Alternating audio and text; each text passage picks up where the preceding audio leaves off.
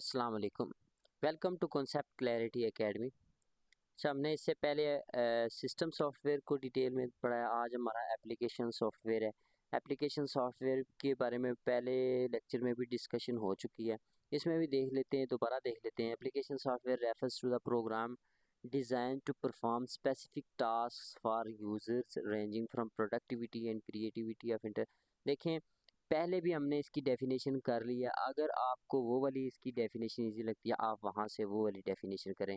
Concept इसका ये होता है कि ये वो वाले सॉफ्टवेयर होते हैं जो कि कोई भी स्पेसिफिक टास्क या किसी टास्क में उसको बेटर करने के लिए, उसकी इन्हेंसमेंट को, एफिशिएंसी को बढ़ाने के लिए अगर हम यूज़ करना चाहें तो वो हमारा एप्लीकेशन सॉफ्टवेयर यूज़ हो सकता है। कॉमनली यूज़ एप्लीकेशन सॉफ्टवेयर कौन कौन से हैं उनको देख लेते हैं। वर्ड प्रोसेसिंग सॉफ्टवेयर, ये हम बहुत ज़्यादा यूज़ करते हैं। आप भी इसको देख सकते यूज़ करते हैं, वर्ड में यूज़ करते हैं, जिसमें आप लेटर टाइप कर रहे होते हैं, उसमें रिपोर्ट्स जनरेट कर रहे होते हैं, एसे लिख रहे होते हैं। कोई भी टेक्स्ट बेस्ड जितनी भी हमारी डॉक्यूमेंटेशन होती है वो हमारे माइक्रोसॉफ्ट वर्ड में होती है। तो इस स्टैंडर्ड के आई थिंक स्टूडेंट्स डिसेबल होते हैं कि उनको ये वर्ड क्या वो उसके बारे में वेल नोन होते हैं। तो इसकी ज़्यादा डिटेल में जाने की ज़रूरत नहीं है। आई थिंक माइक्रोस एग्जांपल्स उसने बता दिया, माइक्रोसॉफ्ट वर्ड, गूगल डॉक्स। देखिए, गूगल डॉक्स भी माइक्रोसॉफ्ट वर्ड की तरह का ही होता है, लेकिन क्या है, जो एमएस वर्ड होता है आपका, वो आपने अपने मैकबुक में या अपने लैपटॉप में जो भी आपका पास है उसमें आपने इंस्टॉल किया होता है। तो जो ये बेसिकली वर्ड जो है ना वो आपके मोबाइल की या जो लैपटॉप है आपके पास या कंप्यूटर है उसकी मेमोरी ले रहा होता है। जबकि जो आपका गूगल डॉक्स है ये वेब बेस्ड होता है, ये वेब के ऊपर इसका पूरे का पूरा लोड होता है। इसका आपके मोबाइल फ़ोन की या आपके लैपटॉप की या कंप्यूटर सिस्टम आपका अगर डेस्कटॉप है तो उसकी मेमोरी के साथ इसका कोई लेना देना नहीं होता। ये एक एडवांसमेंट है बेसिकली इसके डॉक्यूमेंट्स के अंदर।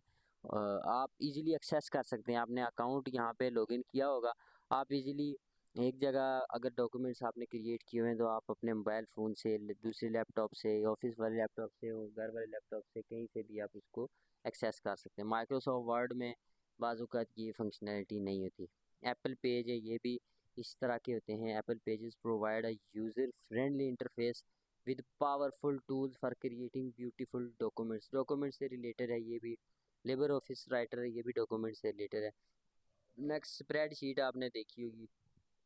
स्प्रेडशीट क्या होती है? अक्सर स्कूल वगैरह का जो टाइम टेबल होता है, जो डेट शीट होती है, या प्रोग्रेस रिपोर्ट हम जनरेट कर रहे होते हैं, या किसी भी स्कूल से रिलेटेड अगर कोई रिपोर्ट जनरेट कर रहे हैं या क्लास से रिलेटेड रिपोर्ट जनरेट कर रहे हैं तो स्प्रेडशीट में होती है।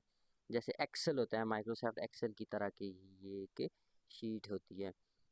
और एक्सेल की एडवांसमेंट वही जैसे गूगल डॉक था, इसी तरह गूगल शीट भी है।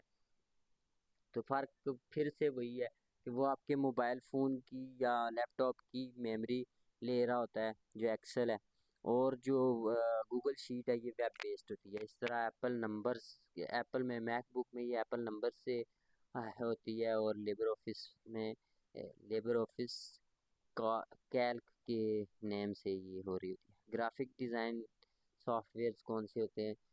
टाइप ऑफ एप्लीकेशन सॉफ्टवेयर हैं, क्यों ये किसी स्पेसिफिक टास्क के लिए यानी कि डिज़ाइनिंग के लिए, डिज़ाइनिंग पर्पस के लिए यूज़ होते हैं।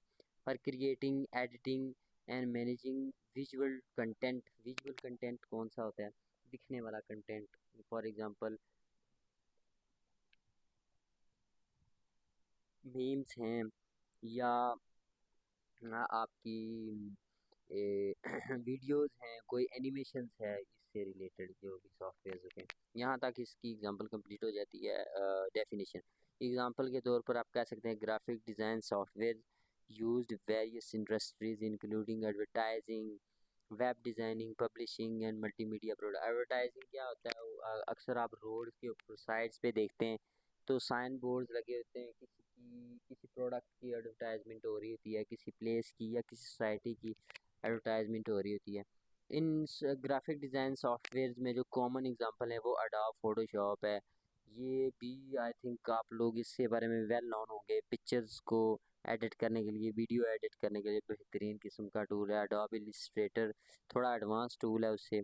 इसका पेड वर्जन भी होता है, अनपेड वर्जन भी होता है। कोरल ड्राई ये भी पेड अनपेड दोनों वर्जन में, ट्रायल वर्जन इसका भी फ्री है, यूज़ करके देखें इसको।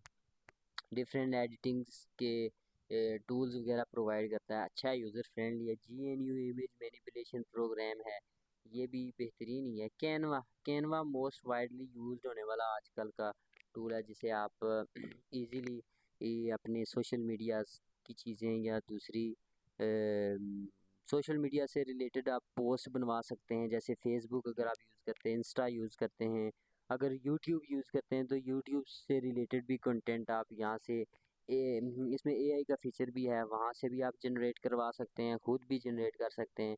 इसमें बहुत सारे टूल्स बहुत इसमें काफ़ी वर्जन ने आपको फ्री भी दिया हुआ है, पेड भी है। पेड में ज़्यादा अच्छे डिज़ाइन टाइटल्स वगैरह मिल जाते हैं।